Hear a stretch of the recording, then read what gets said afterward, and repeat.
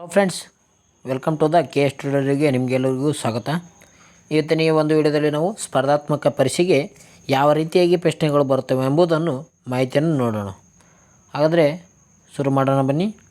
ನಮ್ಮ ಮೊದಲನೇ ಪ್ರಶ್ನೆ, ಯುನೈಟೆಡ್ ನೇಷನ್ಸ್ ಅಂದರೆ UN ಇದರ ಪ್ರಧಾನ ಕಚೇರಿ ಎಲ್ಲಿದೆ? ಯುನೈಟೆಡ್ ನೇಷನ್ಸ್ನ ಕೇಂದ್ರ ಕಚೇರಿ ಎಲ್ಲಿ ಕಂಡುಬರುತ್ತದೆ ಅಂತ ಪ್ರಶ್ನೆ ಕೇಳಲಾಗಿದೆ ನೋಡಿ. ಇದು ಹಲವಾರು PC, PSI, SD, FD ಎಕ್ಸಾಮ್ಗಳಲ್ಲಿ ಕೇಳಿರುವಂಥ ಒಂದು ಪ್ರಮುಖ ಪ್ರಶ್ನೆಯಾಗಿದೆ ಅಂತ ನಾವು ಹೇಳಬಹುದು. ಹಾಗಾದರೆ ಅದಕ್ಕೆ ಸರಿಯಾದ ಉತ್ತರ ಆಪ್ಷನ್ಸ್ ಬಿ ನೋಡಿ, ನ್ಯೂಯಾರ್ಕ್ನಲ್ಲಿ ಕಂಡುಬರ್ತದೆ. ಅದು ಯುನೈಟೆಡ್ ನೇಷನ್ಸ್ UN ಪ್ರಧಾನ ಕಚೇರಿ ಅಂತ ಹೇಳಬಹುದು ನಾವು. ಮುಂದಿನ ಪ್ರಶ್ನೆಗೆ ಹೋಗೋಣ. ಭಾರತದಲ್ಲಿ ಮೊದಲ ರೈಲು ಮಾರ್ಗವನ್ನು ಯಾವ ವರ್ಷದಲ್ಲಿ ಸ್ಥಾಪಿಸಲಾಯಿತು? ಅಂದರೆ ನಮ್ಮ ಭಾರತ ದೇಶದಲ್ಲಿ ಯಾವ ವರ್ಷದಲ್ಲಿ ಈ ರೈಲು ಮಾರ್ಗವನ್ನು ಹಾಕಲಾಯಿತು ಅಂತ ಪ್ರಶ್ನೆ ಕೇಳಲಾಗಿದೆ. ರೈಲು ಹಳಿಗಳನ್ನು. ಸರಿಯಾದ ಉತ್ತರ ಆಪ್ಷನ್ಸ್ ಬಿ ನೋಡಿ. ಇದು ಕೂಡ 1853ರಲ್ಲಿ ಲಾರ್ಡ್ ಡಾಲ್ಹೌಸಿ ಅವರ ಕಾಲದ ಅವಧಿಯಲ್ಲಿ ಭಾರತದಲ್ಲಿ ಈ ಮುಂಬೈನಿಂದ ಠಾಣೆವರೆಗೆ ಅಂತ ಹೇಳ್ಬೋದು. ಮುಂಬೈ ಟು ಠಾಣೆವರೆಗೂ ಏನು ಮಾಡ್ತಾರೆ ಅಂದರೆ ಈ ರೈಲು ಹಳಿಯನ್ನು ಹಾಕುತ್ತಾರೆ 1853ರಲ್ಲಿ ಲಾರ್ಡ್ ಡಾಲ್ಹೌಸಿ ಕಾಲಾವಧಿಯಲ್ಲಿ ಅಂತ ಹೇಳಬಹುದು ನೋಡಿ. ಮುಂದಿನ ಪ್ರಶ್ನೆ ಹೋಗೋಣ. ಭಾರತದ ಯಾವ ನ್ಯಾಯಾಲಯದಲ್ಲಿ ಮೊದಲ ಬಾರಿಗೆ ಪ್ಲಾಯೆಟ್ ಪ್ರಾಜೆಕ್ಟ್ ರೂಪದಲ್ಲಿ RTE ಕಾಯ್ದೆಯ ತಿದ್ದುಪಡಿ ವಿಚಾರಣೆ ತರಲಾಯಿತು? ಅಂದರೆ RT ಅಂದರೆ ರೈಟ್ ಟು ಎಜುಕೇಷನ್ ಅಂತ ಹೇಳ್ಬೋದು.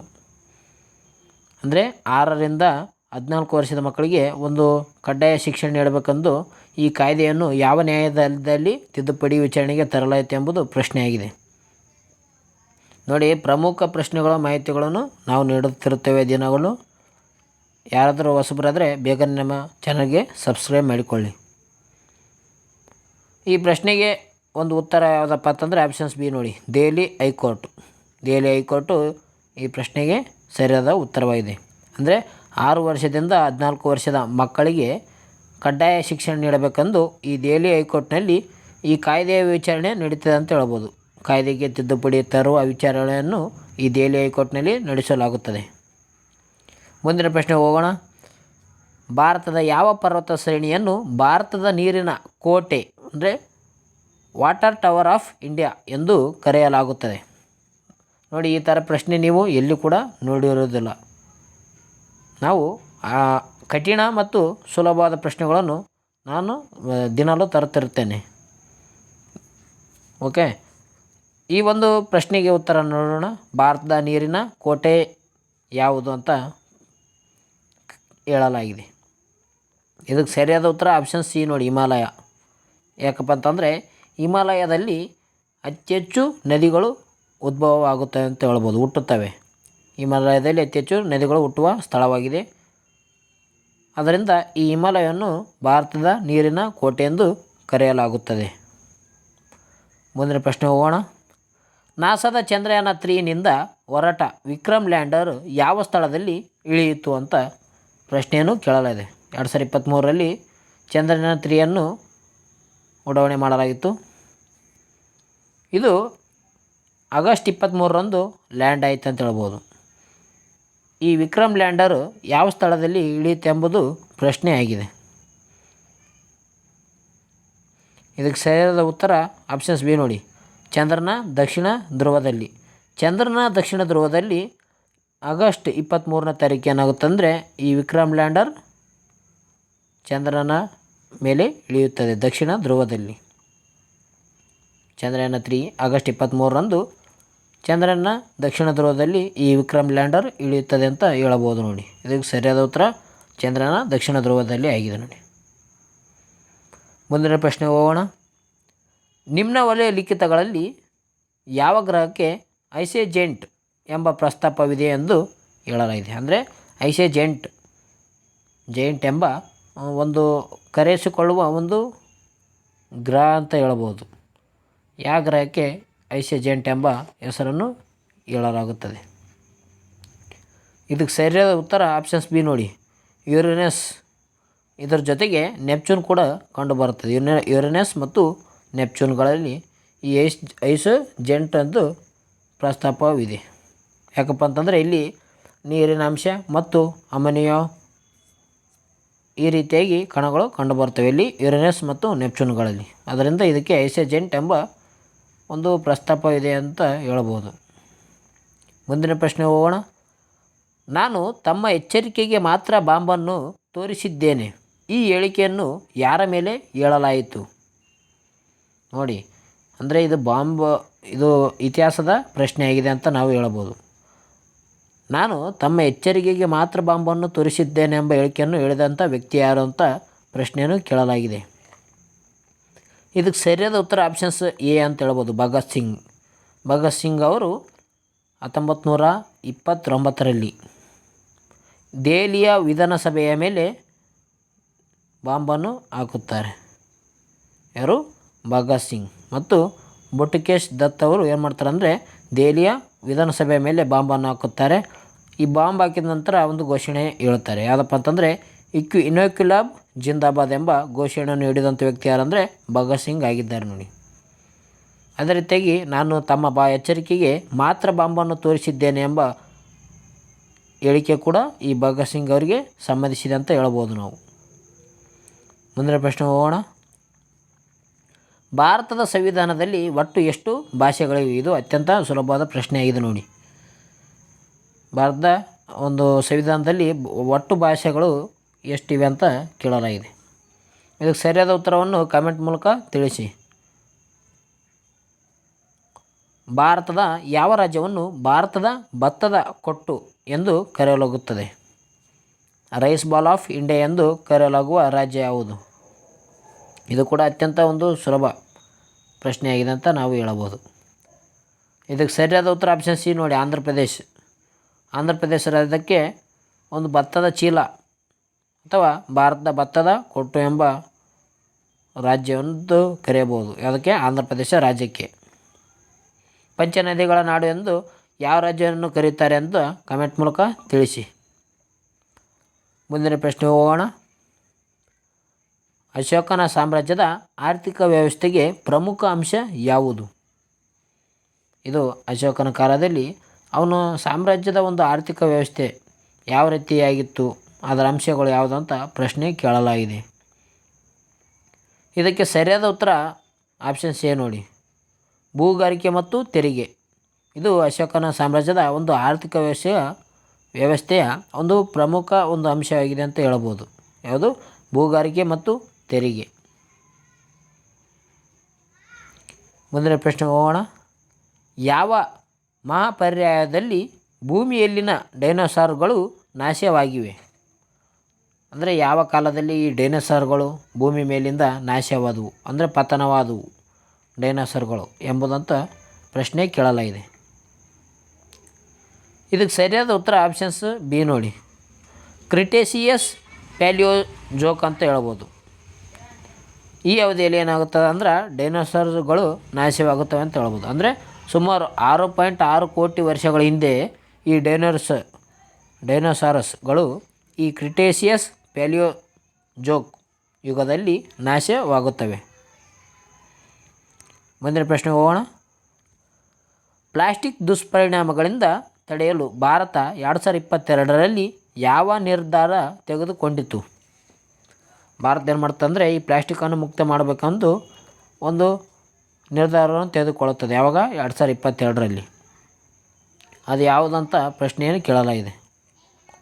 ಇದಕ್ಕೆ ಸರಿಯಾದ ಉತ್ತರ ಆಪ್ಷನ್ ಸಿ ನೋಡಿ, ಏಕ ಬಳಕೆ ಪ್ಲಾಸ್ಟಿಕ್ ನಿಷೇಧ. ಈ ನಿರ್ಧಾರವನ್ನು 2022ರಲ್ಲಿ ಪ್ಲಾಸ್ಟಿಕ್ ಬಳಕೆ ನಿಷೇಧ ಮಾಡಬೇಕೆಂದು ನೀಡಲಾಗುತ್ತದೆ 2022ರಲ್ಲಿ. ಮುಂದಿನ ಪ್ರಶ್ನೆ ಹೋಗೋಣ. ಭಾರತದ ಅತಿ ಉದ್ದವಾದ ನದಿ ಯಾವುದು? ಇದಕ್ಕೆ ಸರಿಯಾದ ಉತ್ತರ ಆಪ್ಷನ್ ಸಿ ನೋಡಿ, ಗಂಗಾ ನದಿ. ಗಂಗಾ ನದಿ ಭಾರತದ ಅತ್ಯಂತ ಉದ್ದವಾದ ನದಿಯಾಗಿದೆ ಅಂತ ಹೇಳ್ಬೋದು. ಇದರ ಒಂದು ಉದ್ದ 25 ಅಂತ ಕಿಲೋಮೀಟ್ರ್ವರೆಗೂ, ಅಂದರೆ 2525 ಕಿಲೋಮೀಟ್ರ್ವರೆಗೂ ಹರಿಯುವಂಥ ನದಿಯಾಗಿದೆ. ಯಾವುದು? ಗಂಗಾ ನದಿ. ಭಾರತದ ಉದ್ದವಾದ ನದಿ ಗಂಗಾ ನದಿಯಾಗಿದೆ ನೋಡಿ. ಅದೇ ರೀತಿಯಾಗಿ ಭಾರತದ ಒಂದು ಪಶ್ಚಿಮಕ್ಕೆ ಹರಿಯುವ ಉದ್ದವಾದ ನದಿ ಯಾವುದು ಅಂತ ಕೇಳಿದರೆ ಇದು ನರ್ಮದಾ ನದಿ ಆಗುತ್ತದೆ ನೋಡಿ. ಯಾಕಂದರೆ ಇದು ನರ್ಮದಾ ನದಿ ಪಶ್ಚಿಮಕ್ಕೆ ಹರಿಯುವಂಥ ನದಿಯಾಗಿದೆ, ನರ್ಮದಾ ನದಿ. ಅದೇ ರೀತಿಯಾಗಿ ಮುಂದಿನ ಪ್ರಶ್ನೆ ಹೋಗೋಣ. ಸೂಪರ್ ಕಂಪ್ಯೂಟರ್ ಪರಂ ಯಾವ ಸಂಸ್ಥೆ ಅಭಿವೃದ್ಧಿಪಡಿಸಿದೆ? ಈ ಸೂಪರ್ ಕಂಪ್ಯೂಟರ್ ಎಂಬ ಒಂದು ಪರಂ ಅಂತ ಹೇಳ್ಬೋದು. ಇದು ಅಭಿವೃದ್ಧಿಪಡಿಸಿದ ಕಂಪನಿ ಯಾವುದು ಎಂಬುದು ಪ್ರಶ್ನೆ ಆಗಿದೆ ನೋಡಿ. ಇದು ಸರಿಯಾದ ಉತ್ತರ ಸಿಡಾಕ್ ಅಂತ ನಾವು ಹೇಳ್ಬೋದು. ಆಪ್ಷನ್ ಸಿ ಸರಿಯಾದ ಉತ್ತರವಾಗಿದೆ ನೋಡಿ, ಸಿಡಾಕ್. ಪರಮನ್ನು ಅಭಿವೃದ್ಧಿಪಡಿಸಿದ ಒಂದು ಸಂಸ್ಥೆ ಸಿಡಾಕ್. ಮುಂದಿನ ಪ್ರಶ್ನೆ ಹೋಗೋಣ. ಸೌರಮಂಡಲದ ಅತಿ ದೊಡ್ಡ ಚಂದ್ರ ಯಾವುದು? ಅಂದರೆ ಸೌರಮಂಡಲದ ಅತಿ ದೊಡ್ಡ ಚಂದ್ರ, ಇದಕ್ಕೆ ಅಂದರೆ ಉತ್ತರ ಅಂದರೆ ಸೌರಮಂಡಲದ ಅತಿ ದೊಡ್ಡ ಉಪಗ್ರಹ ಅಂತ ಹೇಳ್ಬೋದು ನಾವು. ಯಾಕಂದರೆ ಭೂಮಿಯ ಒಂದು ಉಪಗ್ರಹ ಯಾವುದಂದರೆ ಚಂದ್ರ ಆಗಿದೆ. ಅದೇ ರೀತಿಯಾಗಿ ಸೌರಮಂಡಲದ ಅತಿ ದೊಡ್ಡ ಒಂದು ಚಂದ್ರ ಅಂತ ಪ್ರಶ್ನೆ ಕೇಳಿದ್ದಾರೆ. ಯಾವ ರೀತಿಯಾಗಿ ಪ್ರಶ್ನೆ ಕೇಳಿದ್ದಾರೆ ನೋಡಿ. ಇದು ಅಂದರೆ ಸೌರಮಂಡಲದ ಅತಿ ದೊಡ್ಡ ಉಪಗ್ರಹ ಯಾವುದೆಂಬುದು ಪ್ರಶ್ನೆ ಆಗಿದೆ ನೋಡಿ. ಇದಕ್ಕೆ ಸರಿಯಾದ ಉತ್ತರ ಆಪ್ಷನ್ಸ್ ಬಿ ಗ್ಯಾನಿಮೇಡ ಅಂತ ಹೇಳ್ಬೋದು. ಇದು ಜುಪಿಟರ್ನ ಒಂದು ಉಪಗ್ರಹವಾಗಿದೆ. ಗ್ಯಾನಿಮೇಡ ಅಂತ ಹೇಳ್ಬೋದು. ಜುಪಿಟರ್ ಅಂದರೆ ಗುರುಗ್ರಹ ಅಂತ ಹೇಳ್ಬೋದು.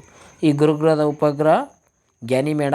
ಇದು ಸೌರಮಂಡಲದ ಅತಿ ಒಂದು ದೊಡ್ಡವಾದ ಉಪಗ್ರಹವಾಗಿದೆ ಅಂತ ಹೇಳ್ತೀವಿ. ಮುಂದಿನ ಪ್ರಶ್ನೆ ಹೋಗೋಣ. ಭಾರತದಲ್ಲಿ ಅತಿ ಹೆಚ್ಚು ಹಣ್ಣು ಮತ್ತು ತರಕಾರಿಗಳನ್ನು ಉತ್ಪಾದಿಸುವ ರಾಜ್ಯ ಯಾವುದು? ನಮ್ಮ ಭಾರತ ದೇಶದಲ್ಲಿ ಹಣ್ಣಾಗಿರ್ಬೋದು, ತರಕಾರಿ ಆಗಿರ್ಬೋದು, ಇದನ್ನು ಅತಿ ಹೆಚ್ಚು ಉತ್ಪಾದಿಸುವ ರಾಜ್ಯ ಯಾವುದೆಂಬುದು ಪ್ರಶ್ನೆ ಇದೆ ನೋಡಿ. ಈ ಪ್ರಶ್ನೆಗೆ ನೀವು ಕಮೆಂಟ್ ಮೂಲಕ ಉತ್ತರವನ್ನು ತಿಳಿಸಿ. ಓಕೆ, ಕ್ವಶನ್ ನಂಬರ್ 2 ನೋಡಿದು. ಕ್ವಶನ್ ನಂಬರ್ 2 ಅಂತ ಆಯ್ಕೆಗೆಸಿಂದ ಇದು ಉತ್ತರವನ್ನು ಹೇಳಿ. ಭಾರತದ ಅತಿ ಹೆಚ್ಚು ಹಣ್ಣು ಮತ್ತು ತರಕಾರಿಯನ್ನು ಉತ್ಪಾದಿಸುವ ರಾಜ್ಯ ಯಾವುದು ಎಂಬುದು ಕಮೆಂಟ್ ಮೂಲಕ ತಿಳಿಸಿ. ಮುಂದಿನ ಪ್ರಶ್ನೆ ಹೋಗೋಣ.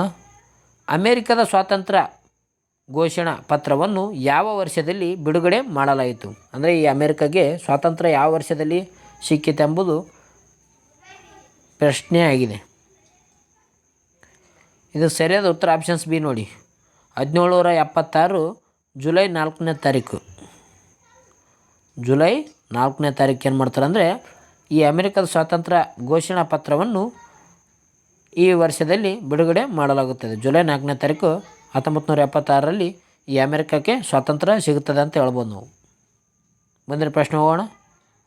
ಮಾನವನ ದೇಹದ ಅತಿ ದೊಡ್ಡ ಅಂಗ ಯಾವುದು? ಇದು ಕೂಡ ಅತ್ಯಂತ ಸುಲಭವಾದ ಪ್ರಶ್ನೆ ಇದೆ. ಇದಕ್ಕೆ ಸರಿಯಾದ ಉತ್ತರ ಆಪ್ಷನ್ಸ್ ಬಿ ನೋಡಿ, ಸ್ಕಿನ್ ಅಂತ ಹೇಳ್ಬೋದು. ಅಂದರೆ ತ್ವಚೆ, ಚರ್ಮ. ತ್ವಚೆ ಅಂದರೆ ಚರ್ಮ. ಮಾನವ ದೇಹದ ಅತ್ಯಂತ ದೊಡ್ಡ ಅಂಗ ಯಾವುದಂದರೆ ಇದು ಚರ್ಮ ಆಗಿದೆ. ಮಾನವ ದೇಹದ ಅತಿ ದೊಡ್ಡ 2ನೇ ಅಂಗ ಯಾವುದಂದರೆ ಅದು ಲಿವರ್ ನೋಡಿ, ಯಕೃತ್. ಲಿವರ್ ಮಾನವನ ದೇಹದ ಅತಿ ದೊಡ್ಡ 2ನೇ ಅಂಗವಾಗಿದೆ. ಮುಂದಿನ ಪ್ರಶ್ನೆ ಹೋಗೋಣ. ಸಾಂಬಾರ್ ಸರೋವರವು ಯಾವ ರಾಜ್ಯದಲ್ಲಿ ಕಂಡುಬರುತ್ತದೆ? ಸಾಂಬಾರ್ ಸರೋವರ. ಇದಕ್ಕೆ ಸರಿಯಾದ ಉತ್ತರ ಕಮೆಂಟ್ ಮೂಲಕ ತಿಳಿಸಿ. ಇದು ಕೂಡ ಕ್ವಶನ್ ನಂಬರ್ 3 ನೋಡಿ. ಸಾಂಬಾರ್ ಸರೋವರ ಕಂಡುಬರೋದು ಎಲ್ಲಿ? ಕಮೆಂಟ್ ಮೂಲಕ ತಿಳಿಸಿ. ಯಾಕಂದರೆ ನಿಮ್ಮದು ಕೂಡ ಸ್ವಲ್ಪ ಕೆಲಸ ಇರಬೇಕು ಇದರಲ್ಲಿ. ಈ ಒಂದು ಕ್ವಿಜ್ ನಡೆಸ್ತಿದ್ವಿ ಅಂದರೆ ಈ ರೀತಿಯ ಒಂದು ಪ್ರಶ್ನೆಗೆ ಉತ್ತರವನ್ನು ನೀವು ಕಮೆಂಟ್ ಮೂಲಕ ತಿಳಿಸಿ. ಆವಾಗ ನಿಮಗೂ ಕೂಡ ಗೊತ್ತಾಗುತ್ತದೆ ಇದರ ಉತ್ತರವನ್ನು. ಸಾಂಬಾರ್ ಸರೋವರ ಯಾವ ರಾಜ್ಯದಲ್ಲಿ ಕಂಡುಬರುತ್ತದೆ? ಇದನ್ನು ಕಮೆಂಟ್ ಮೂಲಕ ತಿಳಿಸಿ. ಇವತ್ತಿನ ಕೊನೆಯ ಪ್ರಶ್ನೆ ಆಗಿದೆ ನೋಡಿ. ಭಾರತದಲ್ಲಿ ಪ್ರಾಜೆಕ್ಟ್ ಟೈಗರ್ ಯಾವ ವರ್ಷದಲ್ಲಿ ಪ್ರಾರಂಭವಾಯಿತು? ಅಂದರೆ ಈ ಪ್ರಾಜೆಕ್ಟ್ ಟೈಗರ್ ಪ್ರಾರಂಭವಾದ ವರ್ಷ ಯಾವುದೆಂಬುದು ಪ್ರಶ್ನೆ ಆಗಿದೆ ನೋಡಿ. ಇದಕ್ಕೆ ಸರಿಯಾದ ಉತ್ತರ ಆಪ್ಷನ್ಸ್ ಬಿ. ಯಾವಾಗ? 1973ರಲ್ಲಿ. 1973ರಲ್ಲಿ ಪ್ರಾಜೆಕ್ಟ್ ಟೈಗರ್ ಪ್ರಾರಂಭ ಮಾಡಲಾಗಿತ್ತು ಅಂತ ಹೇಳ್ಬೋದು ನೋಡಿ ನಾವು. ಪ್ರಾಜೆಕ್ಟ್ ಟೈಗರ್ ಪ್ರಾರಂಭ ಮಾಡಿದ ವರ್ಷ 1973ರಲ್ಲಿ ಆಗಿದೆ. ಓಕೆ ಫ್ರೆಂಡ್ಸ್, ಇವತ್ತಿನ ಈ ವಿಡಿಯೋದಲ್ಲಿ ಇಲ್ಲಿಗೆ ಮುಕ್ತಾಯ ಮಾಡೋಣ. ನಿಮಗೇನಾದರೂ ಈ ವಿಡಿಯೋ ಇಷ್ಟ ಆಯ್ತಂದರೆ ಬೇಗನೆ ನಮ್ಮ ಚಾನಲನ್ನು ಲೈಕ್ ಮಾಡಿ, ಶೇರ್ ಮಾಡಿ, ಸಬ್ಸ್ಕ್ರೈಬ್ ಮಾಡಿ. ಪಕ್ಕದಲ್ಲಿರೋ ಬೆಲ್ಲೈಕನನ್ನು ಪ್ರೆಸ್ ಮಾಡೋ ಮೂಲಕ ನಾವು ಅಪ್ಲೋಡ್ ಮಾಡೋ ವೀಡಿಯೋನು ಬೇಗ ನೋಟಿಫಿಕೇಷನ್ ಮುಖಾಂತರ ನೋಡಿಕೊಳ್ಳಿ ಫ್ರೆಂಡ್ಸ್. ದಿನಾಲೂ ಇದೇ ರೀತಿಯಾಗಿ ನಾವು ಒಂದು ಪ್ರಶ್ನೆ ಉತ್ತರಗಳನ್ನು ಬೆಳಕಿಗೆ ತರ್ತಾ ಇರ್ತೀನಿ. ಇದನ್ನು ತಪ್ಪದೆ ಅಂದರೆ ಫುಲ್ ವೀಡಿಯೋನು ಕಂಪ್ಲೀಟಾಗಿ ನೋಡಿ. ಓಕೆ ಫ್ರೆಂಡ್ಸ್, ಮುಂದಿನ ವಿಡಿಯೋದಲ್ಲಿ ಸಿಗೋಣ. ಎಲ್ಲರಿಗೂ ಟೇಕ್ ಕೇರ್. Bye friends.